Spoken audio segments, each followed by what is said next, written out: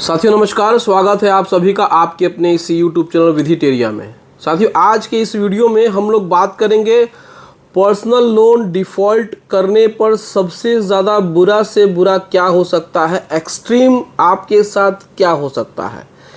बहुत लोग तो ये कहते हैं कि सर सबसे ज़्यादा बुरा क्या हो सकता है, अगर हम इसमें लोन नहीं भर पा रहे हैं तो बैंक अधिकतम क्या कर सकती है। वो ये जानना चाहते हैं कि लीगल एक्शन क्या क्या हो सकते हैं। पर्सनल लोन जो कि अनसिक्योर्ड लोन की कैटेगरी में आता है। सिक्योर्ड लोन में तो ये होता है कि भाई आपने जो प्रॉपर्टी बैंक के पास मॉर्गेज रखी है, गिरवी रखी है, बैंक उसको बेच करके अपना पैसा वसूल लेता है। लेकिन बात जब अनसिक्योर्ड लोन की हो, यानी कि जो केस अनसिक्योर्ड लोन का हो, तो उसमें बैंक ज़्यादा से ज़्यादा क्या करती है।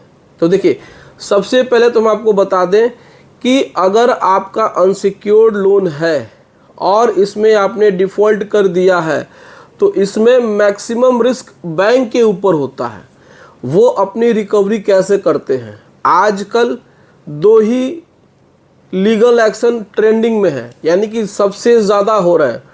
एक तो वो अगर आपने कोई चेक दिया है तो चेक बाउंस का मुकदमा, वैसे चेक का तो चलन है वो ख़त्म हो गया है। ऑटो डेबिट होता है तो उसी के पैरेलल एक होता है ईसीएस बाउंस का केस, जो कि किसी दूसरे स्टेट के कोर्ट में वो करते हैं। तीसरा जो होता है वो 318, 316 करते हैं, यानी कि 406, 420 और आर्बिट्रेशन करते हैं।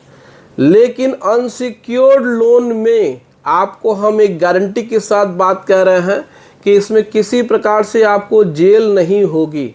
जिस प्रकार से बैंक या रिकवरी एजेंट या जो भी हो, आपको अगर कोई कहता है कि पुलिस कंप्लेंट हो जाएगी, पुलिस आपके दरवाजे पे आएगी, आपको पकड़ के लेके जाएगी, आपको जेल हो जाएगी, तो ये सरासर झूठ है। ये इसमें नहीं होता है। लोन डिफ़ॉल्ट करना सिविल नेचर का केस होता है, जैसा कि हमने बहुत बार अपने वीडियोस में आप सभी को बताया है। तो इसमें मैक्सिमम सेटलमेंट ही होता है और सेटलमेंट में भी आपको बहुत अच्छी खासी राहत मिलती है। इसमें आपको डरने की ज़रूरत नहीं है। थोड़े दिनों के लिए परेशानी हो सकती है कि बैंक वाले रिकवरी एजेंटों को भेज करके आपको थोड़ा सा हैरान परेशान कर सकते हैं, लेकिन वो सिर्फ़ और सिर्फ मुँह ज़बानी होता है, वर्बली होता है। वो आपके घर पे भी आते हैं तो वो सिर्फ़ और सिर्फ आपके साथ केवल वो बातचीत कर सकते हैं, या हो सकता है कभी कभार उनका कुछ अलग रवैया हो। कोर्ट में मुकदमा करते भी हैं तो आपको थोड़ा सा हिम्मत दिखा करके उस मुकदमे को लड़िए। देखिएगा कि वो केस कम से कम 6 से 7 साल तक चलेगा। तो बैंक वाले खुद ही अपनी जाल में फंस जाएंगे, खुद ही उनको टाइम लग जाएगा। उनको भी पता है कि प्रोसीडिंग में कितना समय लगता है। लोअर कोर्ट्स में जजमेंट जल्दी आते नहीं हैं, उसमें भी केस की पेंडेंसी बहुत ज़्यादा होती है। तो एक अलग हो जाता है सिनेरियो, मतलब कि एक अलग बात हो जाती है कि उतना लीगल प्रोसीडिंग में क्यों जाए। इसीलिए वो आपको धमकाते हैं, समझाते हैं, बताते हैं कि ये हो जाएगा, वो हो जाएगा। लेकिन मैक्सिमम इसमें जो आपका प्रश्न होता है कि आपके साथ ज़्यादा से ज़्यादा क्या हो सकता है, तो बस यही हो सकता है कि ये उठा करके मुकदमा किसी दूसरे शहर में कर सकते हैं, आपको वहाँ जा कर के हैरान परेशान कर सकते हैं। लेकिन किसी भी तरीके से आपको सलाखों के पीछे ये नहीं भेज सकते हैं, न ही आपको जेल हो सकती है, क्योंकि इसमें जो भी ऑफेंस बनता है वो सिविल नेचर का होता है और ये बेलेबल ऑफेंस होता है। इसमें किसी प्रकार से आपको जेल नहीं होगी।